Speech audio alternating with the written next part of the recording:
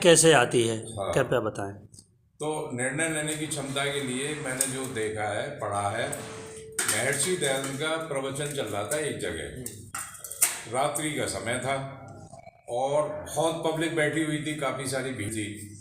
तो एक डाकू जो है अपने ग्रोह के साथ में वो डाका डालने के लिए कहीं जा रहा था।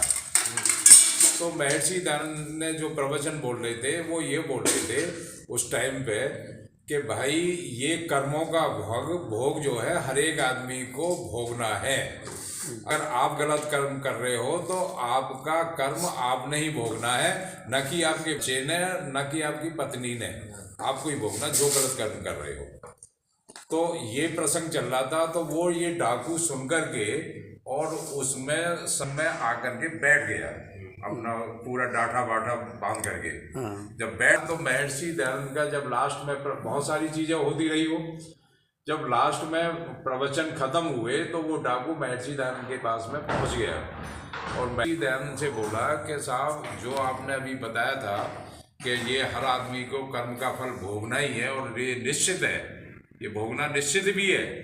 ये नहीं है कि चलो आपने कुछ वो कर दिया, आप आगे का जन्म तो सुधार हो सकता है अच्छे काम करने से, लेकिन जो पीछे कर्म कर चुके हो आप, उसका दंड तो आपको मिलना ही है। सही बात। तो जब वो डाकू महर्षि दयानंद जी से बहस करने लगा तो बोला ये कर्म का फल मुझे भोगना है कि बिल्कुल, कि इसमें जो मैं चोरी करता हूँ, उन्होंने मैडम को क्लियर बता दिया मैं डाकू हूँ, एक चोरी करता हूँ और ये चीज़ जो है मैं अपने परिवार को भी तो पालता हूँ, उसके लिए भी तो मैं धन इकट्ठा करके लाता हूँ कि नहीं तो मेरा परिवार कैसे पलेगा।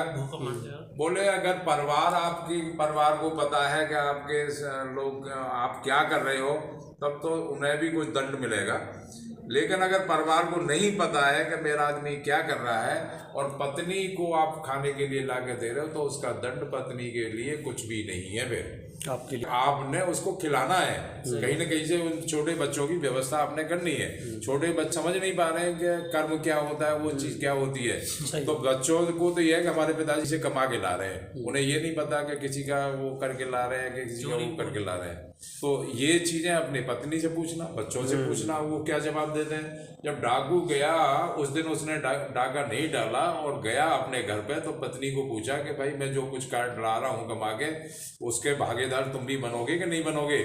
पत्नी ने भी मना कर दिया, हम क्यों बनेंगे, हम क्यों बनेंगे, आप मैं आपके साथ में अर्धांगिनी हूँ, आप मुझे ऐसा खिलाओगे, कहाँ से लाओगे, ये तो आपकी जिम्मेदारी है, व्यवस्था आपने करनी है। ऐसे बोल दिया। और जब बच्चों ने बोल दिया तो बच्चों का भी प्रभाव उस पर जब आया, महर्षि दयानंद तो था ही, लेकिन बच्चों का भी आया और पत्नी का भी आया कि भैया ये कर्म मुझे अकेले नहीं भोगना है और कर्म खा सब रहे हैं।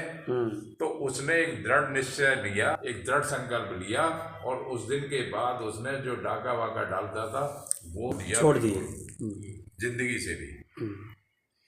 और वो एक अच्छा एक विद्वान बना हुआ आर्य समाज का। ये तो नवीन घटना है। और जो है रत्नाकर नाम के डाकू, उनको किसी ने उपदेश दे दिया, अरे तू डाकूपना कर रहा है, चोरी का, ये सब तमाम साधुओं को सता रहा है, ये सब तेरे लिए बुरा परिणाम देंगे, इनका कर्म का फल भोगना पड़ेगा। एक आदमी का घटना, फिर वो वाल्मीकि नाम से प्रसिद्ध हुए, रामायण लिखी उन्होंने। एक और आदमी की घटना।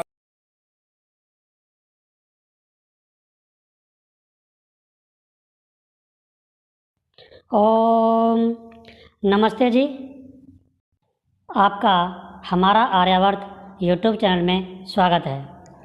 बंधु, इस वीडियो को लाइक करें, शेयर करें और अभी तक अगर आपने हमारा आर्यावर्त यूट्यूब चैनल सब्सक्राइब नहीं किया है तो प्लीज़ इस चैनल को सब्सक्राइब करें, जिससे कि मेरी आपको अच्छी से अच्छी वीडियो समय पर प्राप्त होती रहें और बेल आइकन को ऑल पर दबाएं।